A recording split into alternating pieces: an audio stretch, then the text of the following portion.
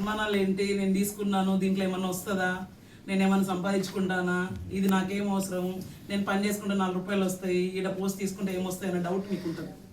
కానీ ఎంత పెద్ద జాబ్ చేసేవాడికైనా కూడా ఒక విలువ అంటూ అవసరం మనిషికి.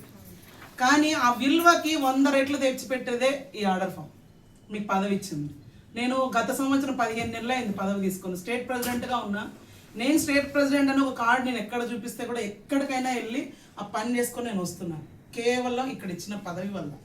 అంతే తప్ప నాకేం సంబంధించింది ఏం లేదు. నేను సిటీకి వచ్చాను బతకడానికి. నాది కర్నూలు డిస్టిక్, రాయలసీమ అమ్మాయి నేను. ఇక్కడ ఈ పదవి నాకు ఎంత ఉపయోగపడుతుంది అనే దాన్ని బట్టి మీకు చెప్తున్నా.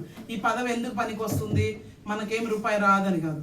మీ సొంతంగా మీరు పనే కావచ్చు, మీరు ఇంకా ఏదైనా జాబ్ చేసుకునే వాళ్ళు కావచ్చు, బిజినెస్ చేసుకునే వాళ్ళు.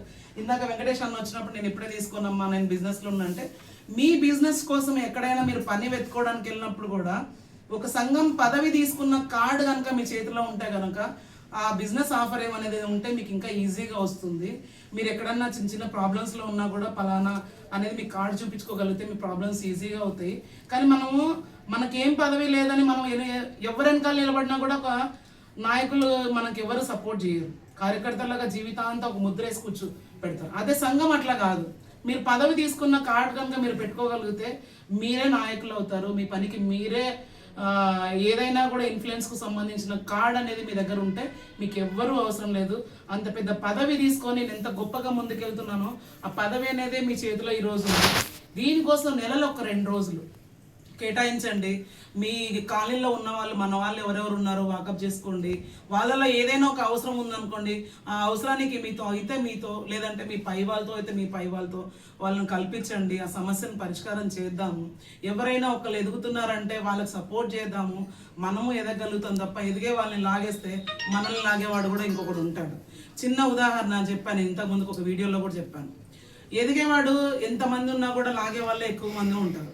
చిన్న ఉదాహరణ ఏంటంటే, ఒక పెద్ద ఆయన ఒక మీటింగ్ ఉంది, అందరూ ఒక డ్రమ్ నిండా చేపలు తీసుకొని రండి అని చెప్తాడు. తీసుకొని వచ్చిన తర్వాత డ్రమ్ములన్నీ బయట ఉండిన తర్వాత కాసేపు వెళ్ళిన తర్వాత డ్రమ్లో మూతలన్నీ తీసి బయట పడేసేయండి రండి అని అంటాడు. ఒక 10 నిమిషాల తర్వాత మళ్ళీ వెళ్ళి డ్రమ్లో ఏమున్నాయి చూసి రండి అని అంటే అన్ని డ్రమ్లలో అన్ని చేపలు ఎగిరిపోయి ఉంటాయి, కానీ ఒకటే డ్రమ్లో ఆ చేపలన్నీ అలాగే ఉన్నాయి. ఎందుకు ఆ డ్రమ్లో అలా చేపలు ఉన్నాయంటే, పైకి ఎక్కేవాడిని వెనకాల ఉన్నాడు లాగుతున్నాడు కాబట్టి. ఎక్కేవాడిని ఎక్కనియరు, ఉన్నవాడు అట్లాగే ఉంటాడు. ఆ మధ్యతరగతిలో ఉన్న లాంగ్వేజ్ కావచ్చు, వాళ్ళ వాతావరణం కావచ్చు, వాళ్ళకున్న బుద్ధి కావచ్చు, ఎవరైనా వెళ్ళే వాళ్ళని సపోర్ట్ చేస్తే ఆ పైకి వెళ్ళిన వాడు మనల్ని కూడా లాగుతాడు అని అనుకోవాలే. కానీ వాడు పైకి పోతున్నాడు మనం కిందనే ఉన్నామని అంటే అందరం ఒక దగ్గరే ఉంటాం, అక్కడనే ఇరుక్కొని కొట్టుకొని మనలో మనం చావడానికి సిద్ధంగా ఉంటాం. అలా కాకుండా ఎవరైనా ఎదుగుతున్నారంటే వాళ్ళకి సపోర్ట్ చేయండి. ఆ సపోర్ట్లో వాళ్ళు లీడర్ అవుతే వెనకాల మీరు లీడర్ అవుతారు, మీ వెనకాల ఇంకొకరు లీడర్ అవుతారు. మన సంఘం ముందుకు వెళ్ళాలంటే లీడర్షిప్ క్వాలిటీస్ ఎక్కువగా ఉండాలి. ఆ లీడర్షిప్ క్వాలిటీలు అందరికీ ఉండాలని కోరుకుంటూ థ్యాంక్ యూ సో మచ్ ఇలాంటి అవకాశం ఇచ్చింది.